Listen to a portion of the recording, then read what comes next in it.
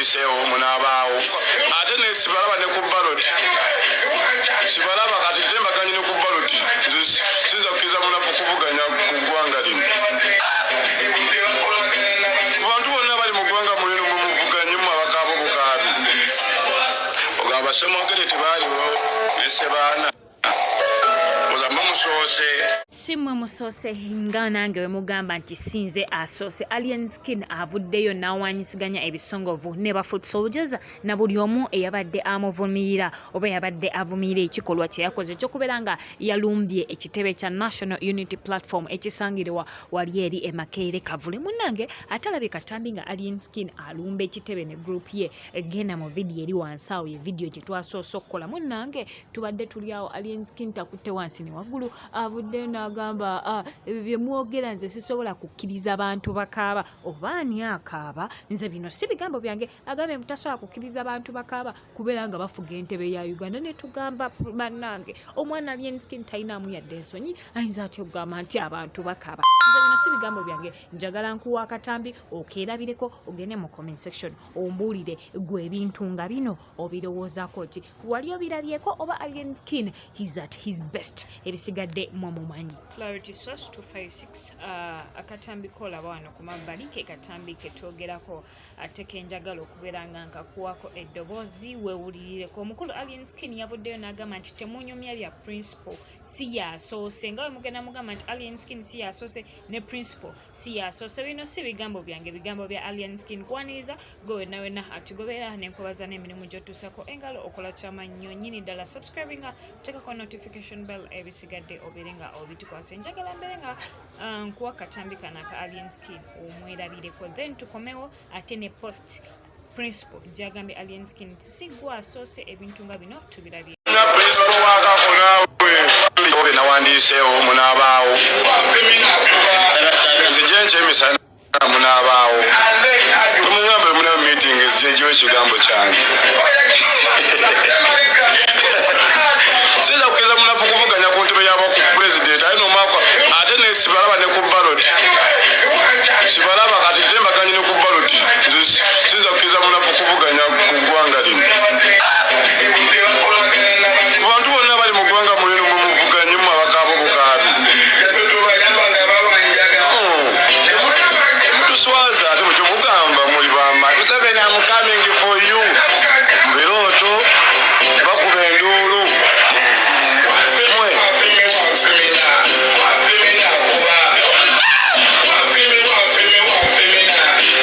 wampadde Charles bulemedde okujeewa Charles musooke mujeewe musirikewo mugabayo chance mmeka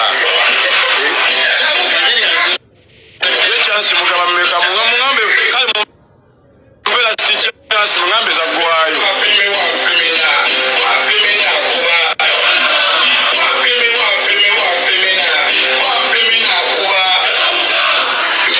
si byakuoluma myaka 6 in bush myaka 20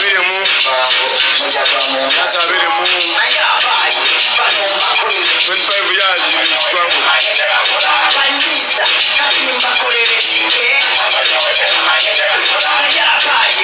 Foot Soldiers namu twagala otwagala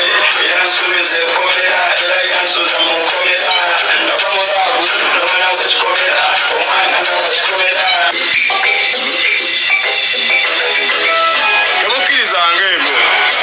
kozi omukulembeze mulonda wa Federal Service kugenda kukaaba naye bwe bamwaga Uganda agenda mu maaso twenza supportinga mu level si abakaabi kyamazima level si abakaabi mpozi nga mwe badongo yiji nabagamba mwakuna matata kyafuga siye mugeze nnyo tebafuga mwe badongo nnyo bino si byakukaaba bro si byakaaba asi bya ndongo nze sisobola kwesogwa nagamba ng'ensi yange egenda mu baguuni mwagifula yaba mulekwa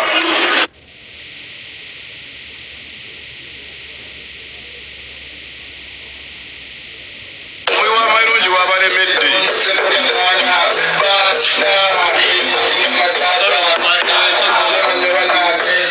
gwe musobola ene muno kusooka okwesimbawo kuba pulezidenti n'enkulya kyembakolera kyakubawa kasanyalaze kubasaga muntu munafunafu mungerageranyako kituuku kyaye ndaba mugwanga opozisoni yange njiriikiriza nange omupapala mulaba ensi mulaba gavumenti etakola mulaba nga amateeka agatakola amateeka gakola ne mugende muloopa omusango mwaga amateeka gajje gabanoonyeko omusango ne kati mugenda wawaabira wako gavumenti eno gye mwagamba efumbekeddemu enguzi amateeka gakola wakajasima mugataputa obubi bansubireko neŋŋaana munjagala wabweru audience mbeera mu ssebo lunaku ndi kuwa busarest nekimoloka kyange bwe mmala ofuluma mbeerangayo mu kimoloka kya prison magaba nsibireko abe gavumenti etufune ku ssente tugende tuzimbe tuve mu kibuga muneeno oba sekyo obutuuze bwange mubunguleeko eggwanga ndibalekere naye ng'ate eggwanga ife nali tumala nange nkyaliwo bwe busondasonda obusentesente obakobe mukola mungule mugambe nti ekituufu eggwanga likulemeddwa yiiya nze nja kubondabonda naye nkyaliwo sigwasoose